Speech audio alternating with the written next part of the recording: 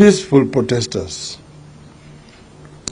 That brutality witnessed yesterday does not belong to this country. It is the more disgusting because the citizens were acting within the provisions of the Constitution and were given notice of the intention to march on Nairobi. It is impunity at its worst. We were determined to confront it as they saw yesterday.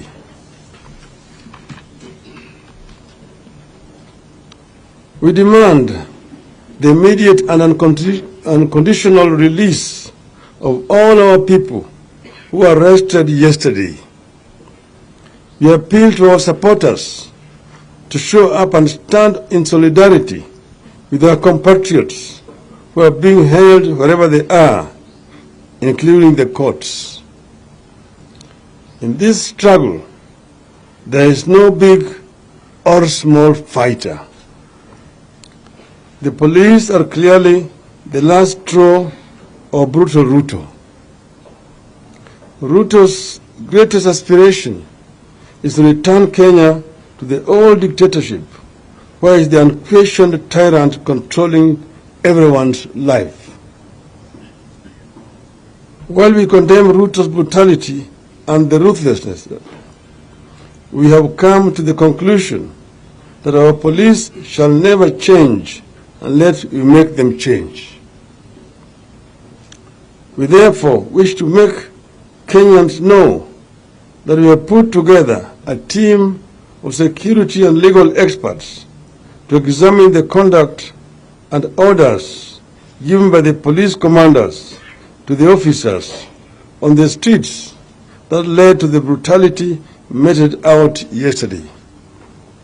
We shall institute legal action against individual officers who give such orders that led to the mayhem. In this regard, we decry the silence of the International Police Oversight Authority, Independent Police Oversight Authority, IPOA, and the Kenya National Commission on Human Rights on brutal Ruto's misuse of the police. We are going for individual responsibility and culpability against officers who acted against the Constitution.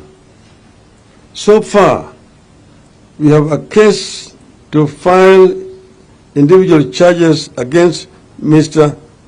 Adamson Bungei, the Nairobi police chief. We will press these charges locally and internationally.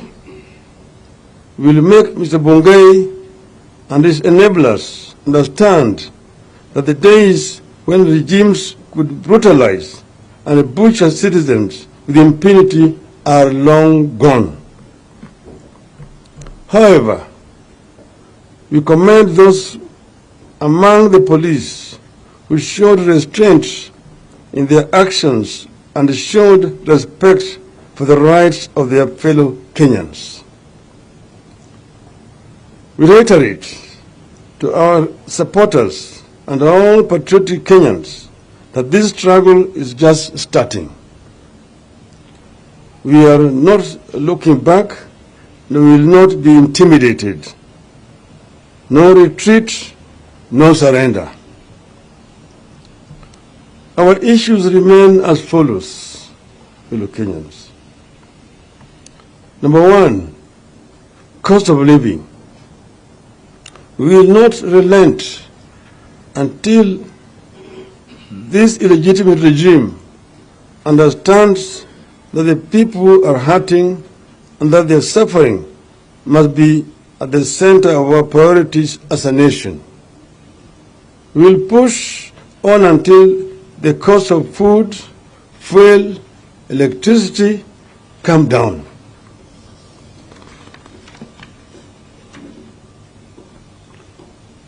Two, electoral justice.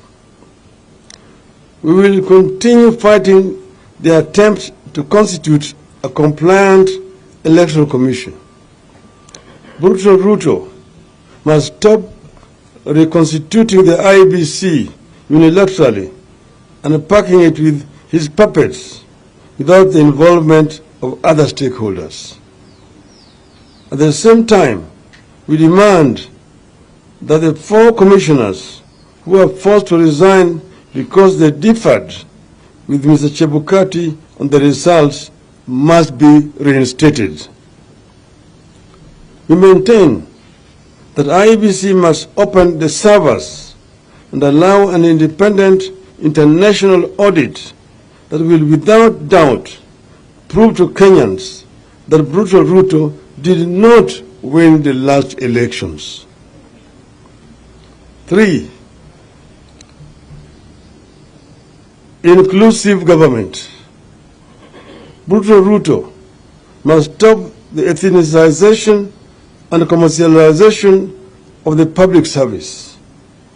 We will fight for as long as it takes to save this country from being ruled by cartels, elites, and ethnic warlords. We are determined to lead the fight for the inclusive government opportunities based on merit. 4. Sacking of civil servants. Ruto must stop the victimization and sacking of civil servants whose only crime is either that they served in the previous government or that they come from particular communities. This politicization of the civil service is making career civil servants be outnumbered. It is killing professionalism and destroying the once proud civil service. We must protect our civil servants from these ills and particularly from tribal discrimination. Finally, fellow Kenyans, in the second phase of our protests, in response to public demand, we shall now hold protests every Monday and every Thursday beginning next week.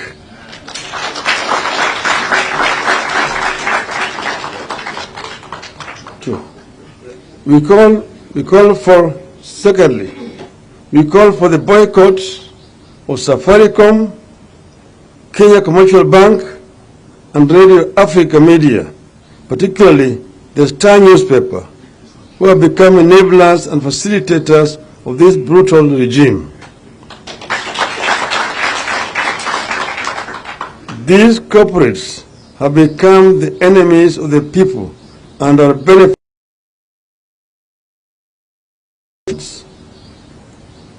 Thank you, ladies and gentlemen. End of the statement.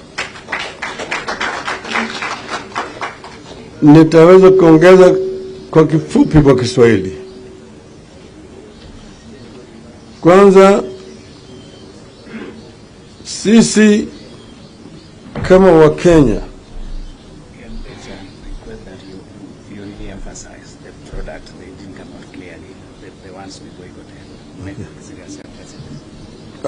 I'm just being reminded that I need to re-emphasize the final paragraph. And here I say, we call for the boycott of Safaricom, the Kenya Commercial Bank, and Radio Africa Media, particularly the Star newspaper, who have become enablers and facilitators of this brutal regime. We have the details why we are saying so, and our supporters will understand. Wacha niseme kwa muktasari kwa lugha ya Kiswahili. Sisi kama wanazimio na Movement for the Defense of Democracy, MDD, tunataka kutoa shukrani kwa Wakenya wote kutikia wito wetu jana na kujitokeza kwa wengi kote katika nchi yetu na kufanya maandamano ya kiamani bila tuliyoitishia.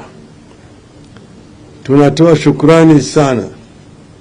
Pili, tunatoa shukrani kwa vyombo vya habari ambaye vilevile waliangaza yale ambayo yalikuwa yanafanyika jana na kuonyesha Wakenya kila kitu ambayo ilikuwa inaendelea. Vile Wakenya walijitokeza, vile walikuwa wanaangamizwa na polisi, lakini Wakenya wengi ambao hawakukwako walitazama kwa runinga. Hata ulimwengu yote iliona yale yalikuwa yanafanyika hapa kwetu. Tatu, tunataka kutoa laana kwa polisi ambayo walitumikiwa kwa njia mbaya kuangaisha wananchi na kutumia nguvu ambayo ilikuwa haina maana, ambayo ilisababisha vifo wa Kenya wengine wawili, na hata vile vile ikafanya Wakenya wengi walipata majeraha. Tulisema sisi tulitangaza wazi mapema kwamba tarehe 20 tutakuwa na maandamano Nairobi na kwingineko. Tukaarifu polisi, tukatuma barua kwa mkurugenzi wa polisi, yani Inspector General. Pili, hapa Nairobi tukaandika barua kwa Bwana Bungei kumwarifu ya kwamba watu wetu watafanya maandamano ya kiamani jana. Kwa hivyo sisi tulifanya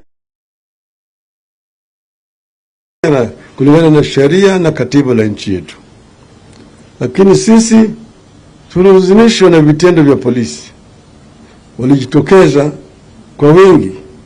Tulishangaa ya kwamba wakati huu ambaye kuna shida nyingine ya Kenya ya majambazi ambao wanaua watu, polisi wangekuja kwa wengi namna hiyo hapa Nairobi, na walijaribu kuzuia watu wetu kwenda mahali walikuwa nataka waende na wakusanyike pale kwa njia ya amani.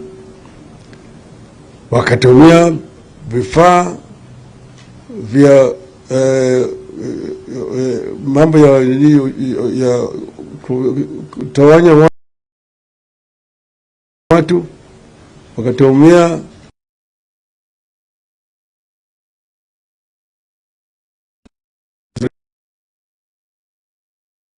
vyombo vingine vya kupiga wananchi hovyo hovyo. Watu wakapata majeraha, wengine walishikwa wakalala kwenye seli ya polisi. Eneo zingine wakapiga watu na risasi. Haya ni mambo ambayo sisi tulikuwa tunasazia